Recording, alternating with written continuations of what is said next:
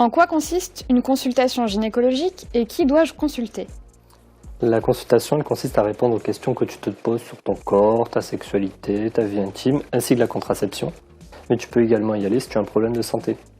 Pour cela, tu peux consulter une sage-femme ou un gynécologue. À partir de quel âge dois-je consulter? Alors en soi, il n'y a pas d'âge pour aller consulter. Tu vas quand tu veux. Après, il est quand même conseillé d'y aller à partir de 25 ans pour faire tout ce qui est consultation pour les frottis. Et bien sûr, s'il y a une urgence au niveau gynécologique, il t'est conseillé d'aller consulter. Pour quelle urgence est-il nécessaire de consulter?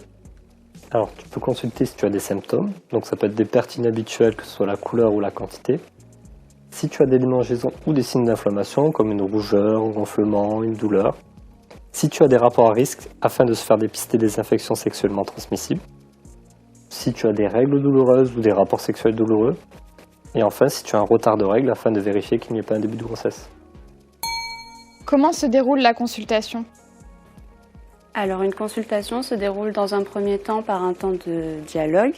Donc c'est un moment où on discute avec le professionnel. Il va aussi te demander tes antécédents. Et après, ça sera aussi un moment pour poser toutes tes questions sur n'importe quel sujet. Et surtout, n'oublie pas qu'il n'y a aucune question qui n'est stupide.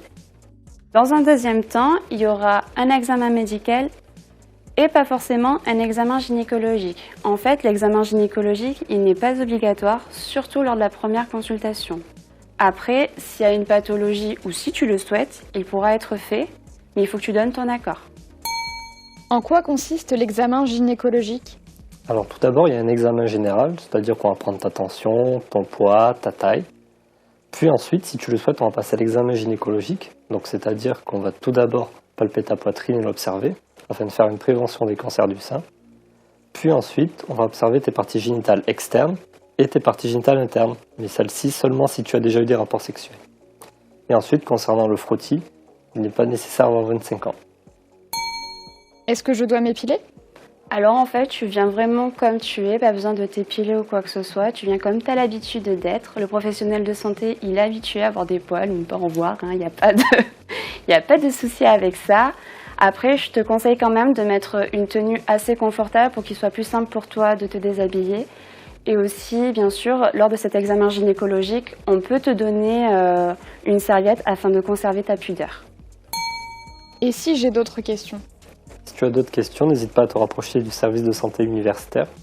Une gynécologue est également présente une fois par mois sur le site Vauban, ainsi qu'un médecin du Cégide qui permet de se faire dépister.